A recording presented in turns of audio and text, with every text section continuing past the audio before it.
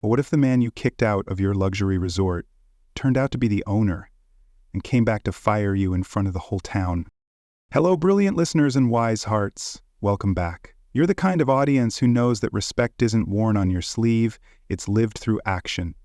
Today's story is one of justice served cold in the snowy Rockies, where one man returns to his hometown only to discover betrayal buried beneath five-star service.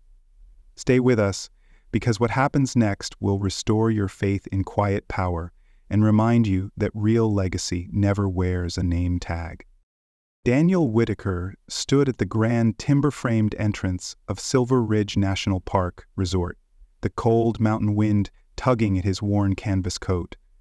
Snow crunched beneath his boots as he stepped inside the expansive stone and glass lobby, once a symbol of pride in his hometown of Granite Hollow, now barely recognizable under layers of curated elitism. His breath formed small clouds in the air as he approached the front desk, backpack slung over one shoulder, looking more like a weary hiker than the billionaire who secretly owned the land beneath the entire resort. "Good afternoon," he said calmly.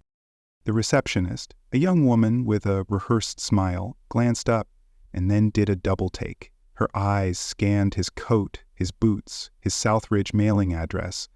The smile faltered. "Do you have a reservation?" she asked, her tone suddenly distant. Daniel shook his head. "I was hoping for a room tonight, just came down off the trail." Behind him, a well-dressed influencer couple vlogged loudly about the exclusivity vibe of Silver Ridge. Staff fluttered around them, offering wine and warm towels, but for Daniel the air grew colder. Melanie Quinn, the resort's hospitality director, emerged with clipped heels and a tighter smile. She didn't recognize him, just another local, unshaven and unworthy. "Unfortunately, we're fully booked," she said, while the display monitor behind her showed vacant rooms. "Perhaps you'd be more comfortable in town?" A security guard appeared at her silent nod. The influencer couple whispered, giggling as they filmed him being escorted out. Daniel said nothing. He didn't raise his voice, didn't flash credentials or demand recognition. He just stepped outside, letting the door close behind him. From the parking lot, he watched the resort glowing against the snowy dusk. He pulled out his phone. The live stream of his rejection had already gone viral. The caption cruel: "Mountain man gets turned away from five-star lodge." Cringe. Daniel exhaled slowly, not with defeat, but with purpose. They judged the coat, not the man who built the mountain they stood on. That was their first mistake, and it was going to cost them everything. Daniel's cabin sat tucked against the edge of an old pine ridge, just 5 miles from the resort that had turned him away. It wasn't lavish, intentionally so. A wood-burning stove, hand-carved furniture, and faded photos lined the walls. His parents outside the old sawmill, his high school baseball team, and a newspaper clipping from the day his logistics software company went public. A deer trail ran behind the cabin, the same one he'd walked as a boy, dreaming of something bigger. Now 58, semi-retired and worth hundreds of millions, Daniel had returned home not for business, but for something deeper: legacy. The rejection at Silver Ridge still echoed in his mind, not as a personal insult, but as a warning. The town he loved was being erased by people who didn't know its history. Claire Jensen, his longtime assistant, arrived just after dawn with hot coffee and a file folder full of unsettling documents. She placed them on the dining table beside a half-built model of the original Granite Hollow post office.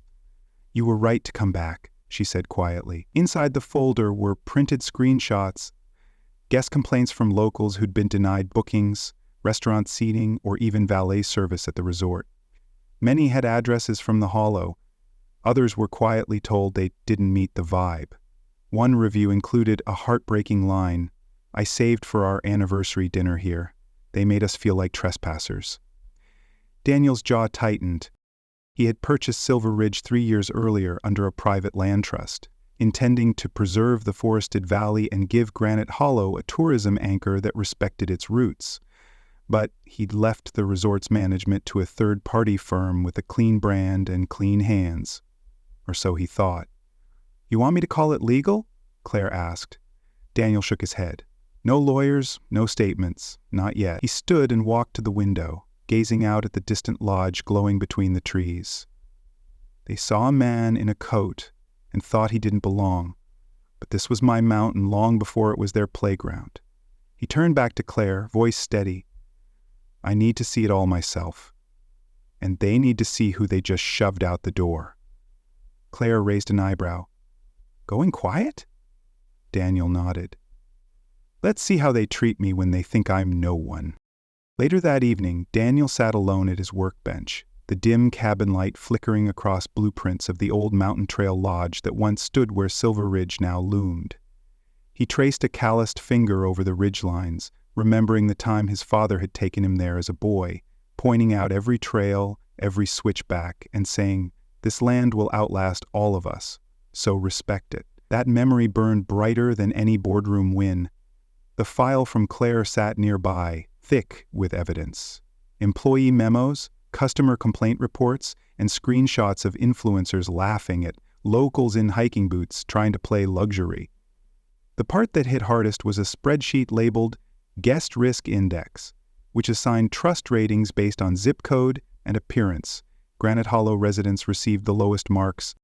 Daniel stared at it for a long time. These weren't just policy failures, they were moral ones. They're not just rejecting people, he muttered to himself. They're deleting the town, one dinner reservation at a time. Claire, seated quietly by the fire, broke the silence. We can go legal, press releases, terminate the management firm quietly. But Daniel shook his head. They'll deny everything, paint over the damage. This isn't about spin, it's about the truth. He stood and crossed to a wooden cabinet, unlocking a drawer that held a small black phone, disconnected from his personal network. Activate the Russell Grant alias, he said, handing it to Claire. Book the suite under the legacy account. No flags, no name tracing. She hesitated. You're really doing this undercover? I built this place to bring jobs and dignity back to the Hollow. I trusted the wrong people to manage it. Now I'm going to walk the same halls they said I wasn't good enough for. See how deep the rot goes. Claire nodded solemnly. You'll need backup. I'll take eyes, not voices, he replied. You stay here, monitor from the cabin. And Claire, no rescue calls unless it's life or death. Daniel reached for his old backpack and unzipped it, worn flannel, trail boots, and a change of clothes. Let him judge the coat again, because when the man underneath shows up next time, he won't be asking for a room. He looked out the window toward the ridge. He'll be cleaning the house. 2 days after the incident at the front desk, Daniel Whitaker returned to Silver Ridge National Park Resort, not through the grand timber-framed entrance, but through a side access path once used by maintenance crews. Dressed in a weathered coat and dark trail pants, he blended in like a backpacker just off the ridge. At the front desk, his longtime associate, posing as Russell Grant, had already checked into a premium suite under an alias tied to one of Daniel's legacy shell accounts. They exchanged the room key in the parking garage with a brief nod, no small talk, no recognition. See you at the summit, the associate muttered before driving off. Daniel slipped through the hallways unnoticed. The same man who'd once been escorted out, now walking silently into his own suite with a sweeping view of the valley below. Inside, he began the first phase, observation. He moved like a shadow, visiting lounges, bars, and restaurants, wearing earbuds that recorded ambient conversations and logging patterns of behavior. And the patterns emerged quickly. Couples from Granite Hollow were seated near restrooms or busy kitchen doors, even when better tables sat empty. Servers' smiles tightened the moment someone mentioned being from down in the Hollow. At the concierge desk, he listened as a family was told the spa was booked solid, only to watch as a wealthy couple strolled in and were ushered back moments later. Daniel noted every detail with the practiced eye of a man who'd built algorithms to track global logistics and now used that same precision to map human hypocrisy. The discrimination was quiet but unmistakable.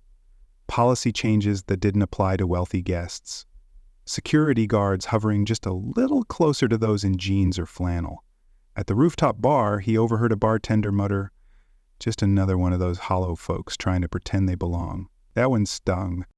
Not because it was directed at him, but because it echoed the contempt infecting the resort's culture. Even the town's family-owned coffee shop, once the lifeblood of visiting hikers, was blacklisted. "We no longer allow outside food or drink deliveries," the front desk clerk explained to one elderly guest who asked about their favorite cafe. Daniel's jaw clenched. He wasn't just witnessing a few bad apples.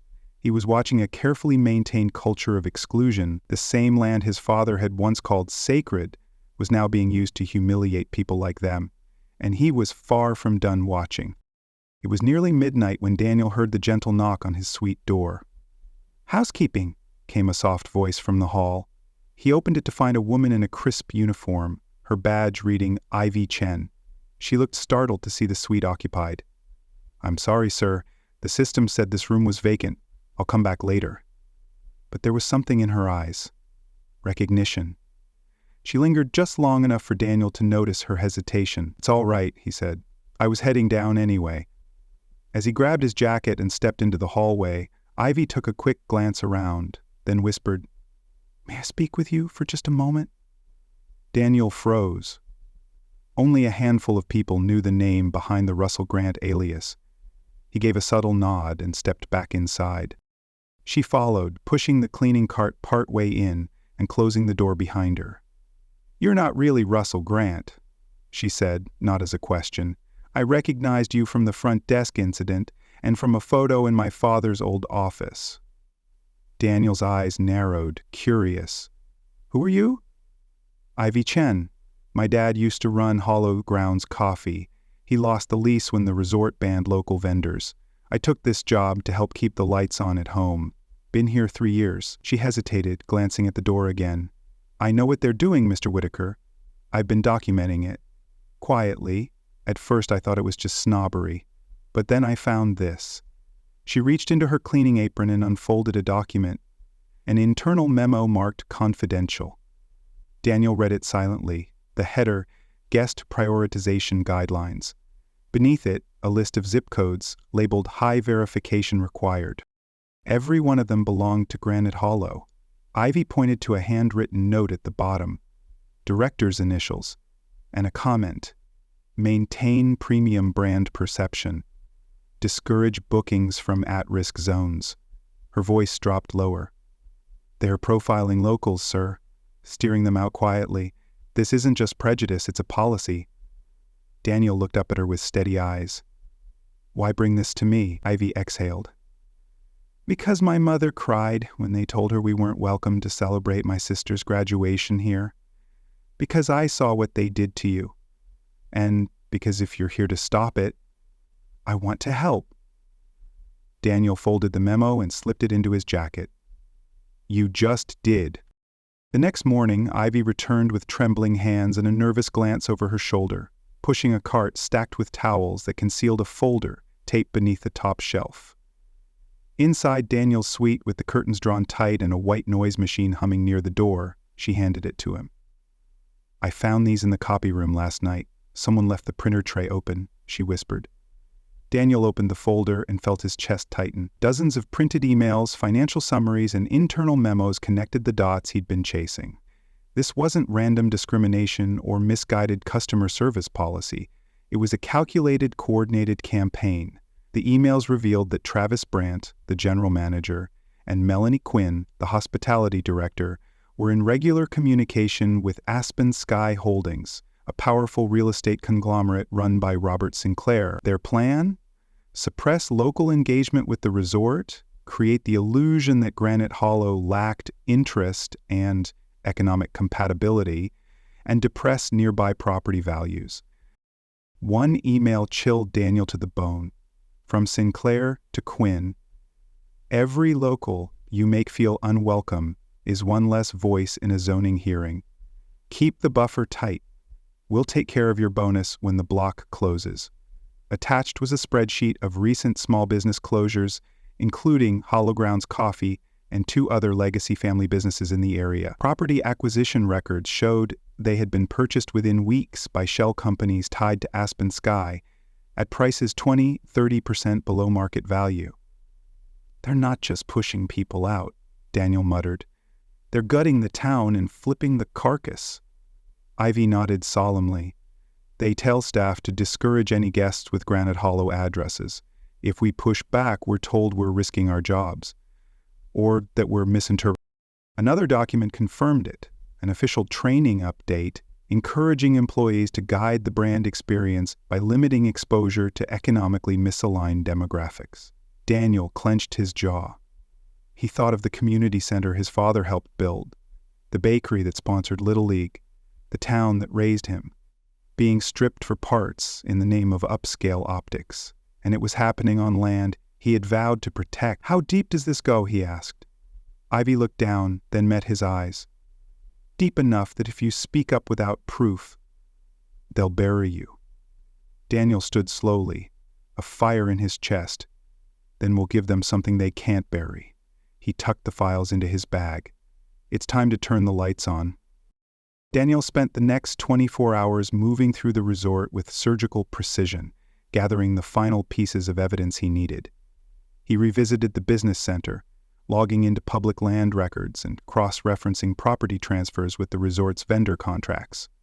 The pattern was undeniable.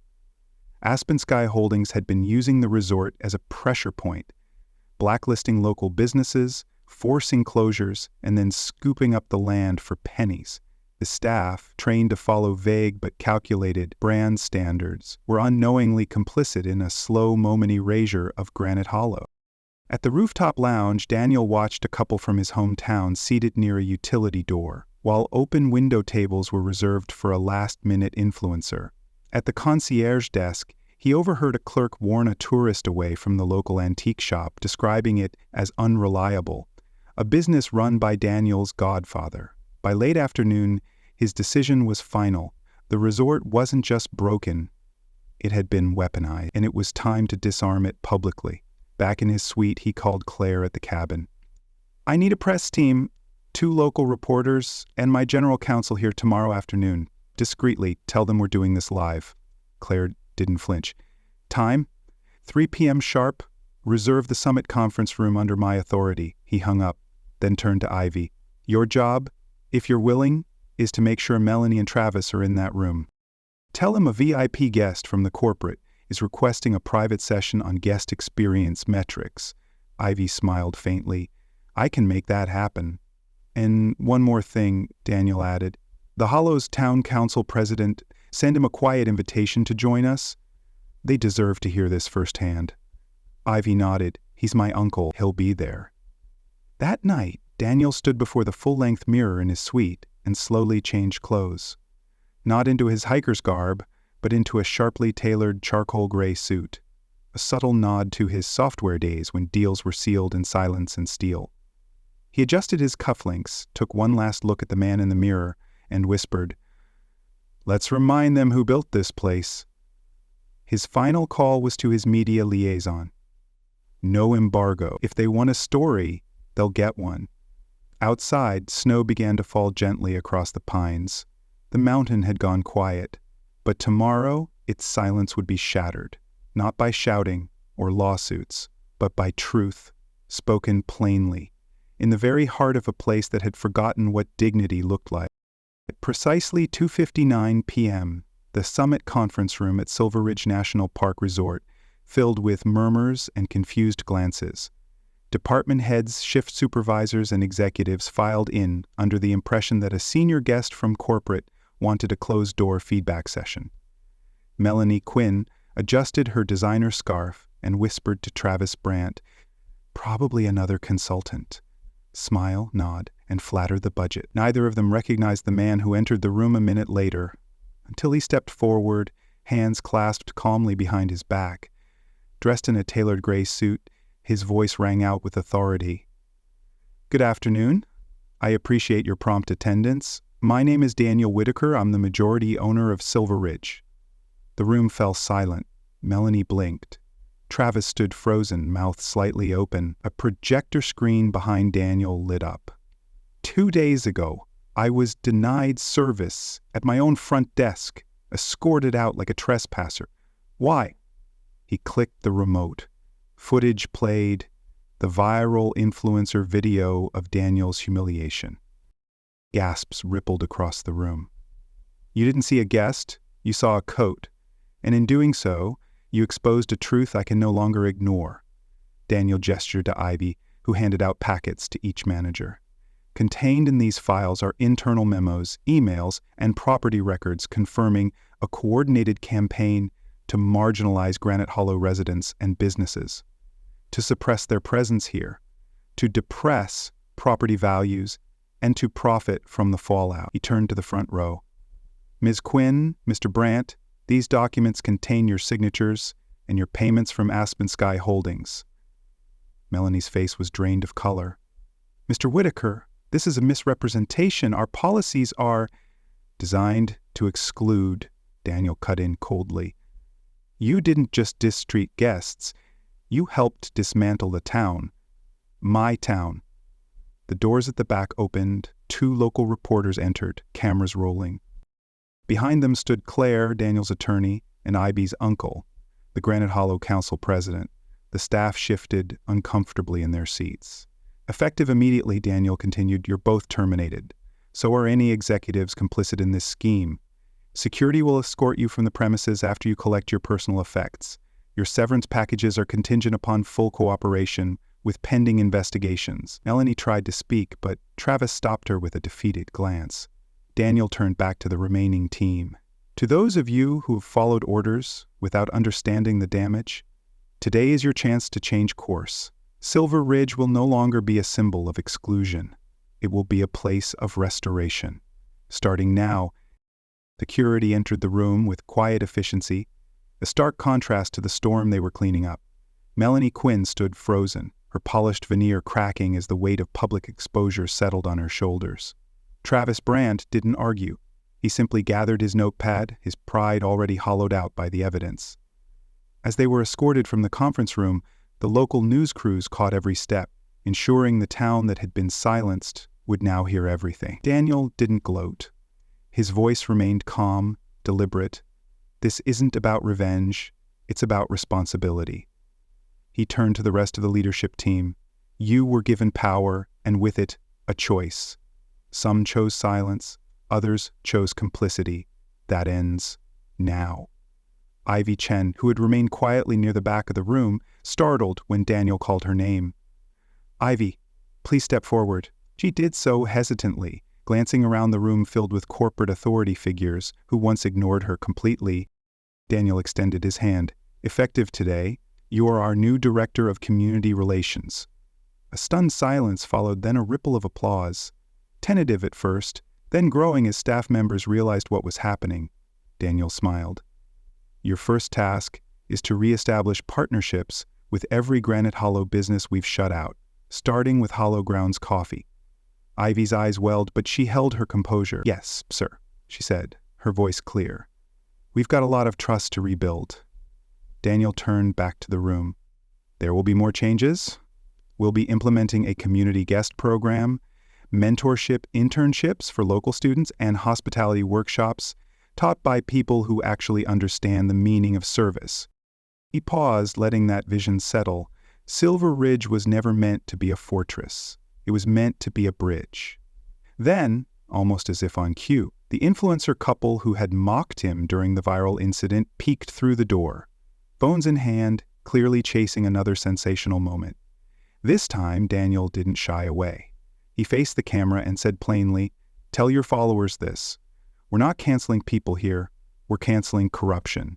And we're building something better." The influencers blinked, unsure whether they had stumbled into a scandal or a redemption arc. Either way, Daniel was done hiding, and Silver Ridge was done pretending.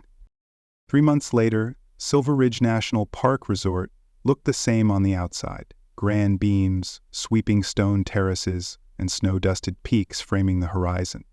But inside, the atmosphere had transformed entirely.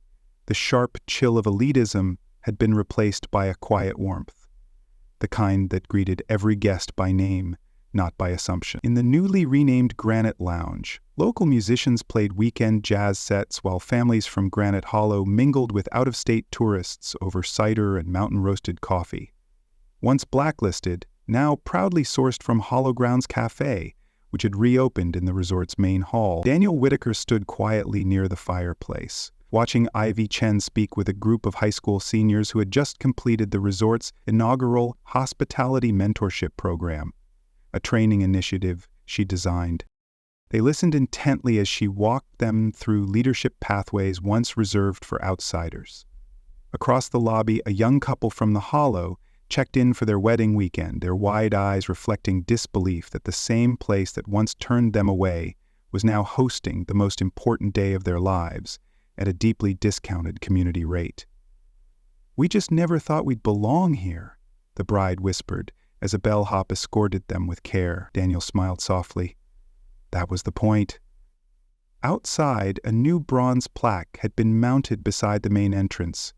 It read, "Silver Ridge, where everyone belongs." Below it, a dedication line, "In honor of Granite Hollow, its roots, its people, and the dignity they never stopped deserving." Claire approached Daniel with a tablet, showing the resort's quarterly numbers. Revenues up 21% through word-of-mouth bookings are the highest they've ever been, and our new vendor program is at capacity. Turns out treating people with respect is good business. Daniel nodded, but his gaze remained fixed on the mural now stretching across the far lobby wall, a living history of the town, painted by local artists. At the center of it was a boy in boots, standing on a ridge, pointing toward the future. "Legacy isn't about buildings," Daniel said quietly. "It's about what you build into people, and what you leave standing when you're gone." As Ivy joined him, the two watched the room fill with life and laughter. Not curated, not exclusive, just honest. Granite Hollow hadn't just been welcomed back in, it had taken root, and Daniel finally had kept the promise he made long ago, to protect the mountain and everyone who called it home. The story of Daniel Whitaker and Silver Ridge Resort teaches a powerful lesson. Real leadership means standing up for the people and places that shaped you, even when no one's watching. Daniel could have handled the discrimination he faced quietly, through legal channels or PR spin, but instead he chose to confront it head-on, walking into the fire disguised as a nobody to uncover the truth. In doing so, he exposed not just a toxic company culture, but a deliberate campaign to erase a working-class community for profit. His response wasn't revenge, it was restoration. By firing the corrupt, empowering the overlooked, and rebuilding trust with locals, Daniel proved that dignity, fairness, and inclusion aren't just moral choices. They're smart, sustainable ones. The transformation of Silver Ridge didn't just repair a resort's reputation, it revitalized an entire town, giving hope and opportunity to those who had been shut out. The lesson is clear. When those in power remember where they came from, they can create change that ripples far beyond balance sheets. Legacy isn't about wealth or prestige. It's about using your position to lift others, protect what matters, and leave things better than you found them.